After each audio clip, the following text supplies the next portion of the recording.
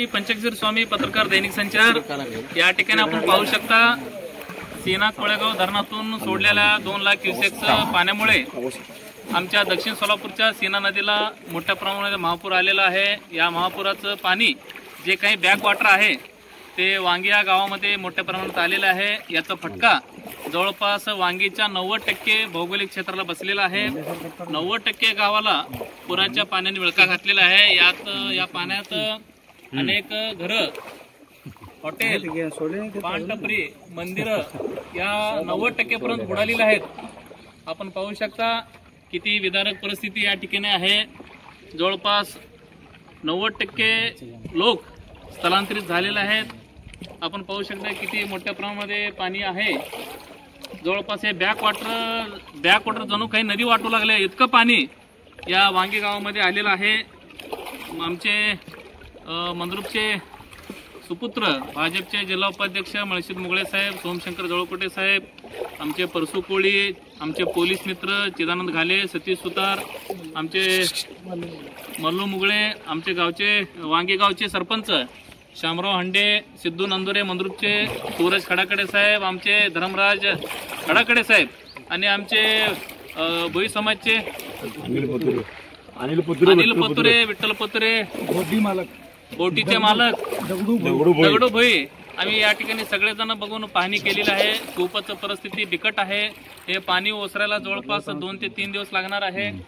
पाहूयात वरून तरी पाणी कसं सोडलं जात आहे, त्यामुळे हे पाणी हळूहळू ओसरेल। ग्रामस्थांनी धीर सोडू नये। आज संध्याकाळपर्यंत आता उद्या सकाळपर्यंत पाणी कमी होईल असं आपण आशा बाळगू। आपण पाहू शकता पाणी वाढत चाललेलं आहे। हे जिल्हा परिषद शाळा पूर्ण पाण्यात गेलेली आहे। जिल्हा परिषद शाळा वांगी आपण पाहू शकता, ग्रामपंचायत सुद्धा पाण्यात आलेली आहे। खूपच विदारक परिस्थिती आहे। आपण पाहू शकता घर बसल्या आपल्याला महापुराचं जे काही फटका गावाला बसलेला आहे आपल्याला समजावं ग्रामस्थांना, म्हणून आम्ही या ठिकाणी लाईव्ह व्हिडिओ शूटिंग करत आहोत। आमचे परवेज मुलानी वांगीचे सुपुत्र हे या ठिकाणी लाईव्ह शूटिंग घेत आहेत। पाहू शकता जणू काही हे मंद्रुप वांगी रस्ता आहे, पूल आहे।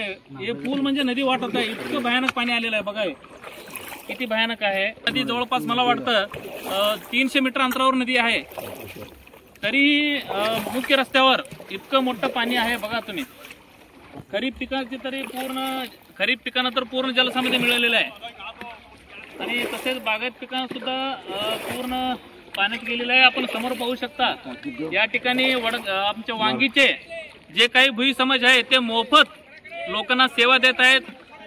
त्याकडेवरून या कडेला, या कडेवरून त्या कडेला ते मोफतपणे सेवा देत आहेत, लोकांना पोहोचवत आहेत। त्यांचं आम्ही अभिनंदन करतो की त्यांनी चांगलं गावची सेवा करीत आहेत। त्यांना निश्चितच त्यांचं प्रशासन दखल घेईल असं मी आशा बाळगतो। हे बघा समोर दाखवा।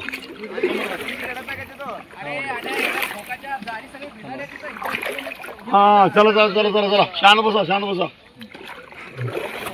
मी प्रशासनाला आवाहन करू इच्छितो, जे काही सीना नदी काठचे जे काही गाव आहेत या गावांना 2-3 वर्षानंतर एकदा पुराचा फटका बसतो। या गावामध्ये चांगल्या पद्धतीचे होडी असावं असं मी आत्ताच आमच्या गावचे माजी सरपंच वांगीचे शामराव हंडे यांना मी आवाहन केलं की बाबा तुम्ही गावासाठी कायमस्वरूपी एक छोटीशी बोट तुम्ही उपलब्ध करून घ्या। कुठून घेता प्रशासनाकडून घ्या, नाहीतर तुम्ही गाव निधी उभा करून एक चांगलं जे आपलं डिझेलवर चालणारं जे बोट आहे ते घ्या, कारण 2-3 वर्षानंतर ही परिस्थिती येणार आहे।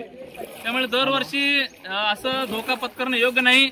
त्यामुळे मी शामराव हंडे असू दे, आमचे सूरज खडाकडे असू दे आणि आमचे परवेज मुलांनी असू दे, या सगळ्यांनी मी आवाहन करतो की तुम्ही सत्ताधाऱ्याकडे असू द्या, प्रशासनाकडे एक कायमस्वरूपी बोट गावात असायला पाहिजे। 2-3 वर्षानंतर पुराचा फटका या गावाला बसतो। त्यामुळे मी तुम्हाला आवाहन करतो आपण लवकरात लवकर पाठपुरावा करून तो बोट मिळवावी। धन्यवाद।